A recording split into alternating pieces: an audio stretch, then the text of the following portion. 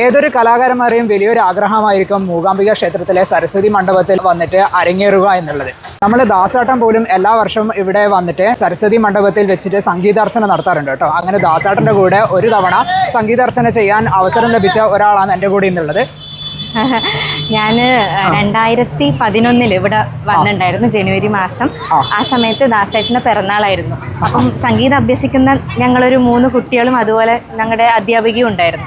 നമ്മളെല്ലാവരും കൂടി സരസ്വതി മണ്ഡപത്തിൽ ഇരുന്ന് ആ സമയത്ത് ദാസേട്ടൻ്റെ കൂടെ കാഞ്ഞങ്ങാട് രാമചന്ദ്രൻ സർ, മഞ്ചരി മാം എല്ലാവരും ഉണ്ടായിരുന്നു. അപ്പോൾ എല്ലാവരും ഇരുന്ന് ഒരു കീർത്തനം ദേവീൻ്റെ മുന്നിൽ ആലപിക്കാൻ പറ്റി നമുക്ക്. അതെൻ്റെ ജീവിതത്തിലൊരു വലിയ ഭാഗ്യമാണ്.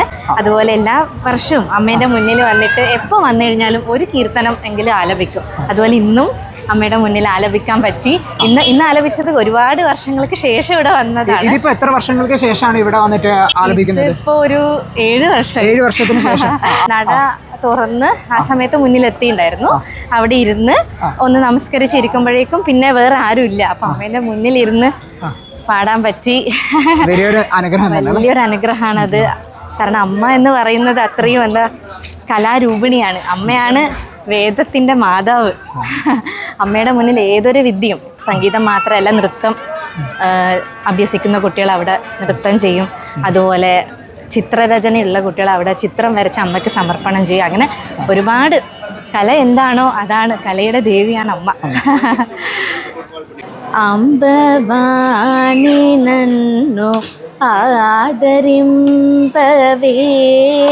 അംബവാണി നന്നു ആദരിംപവേ,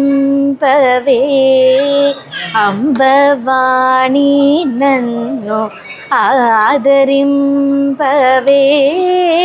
അംബവാണി നന്നു ആദരിംപവേ.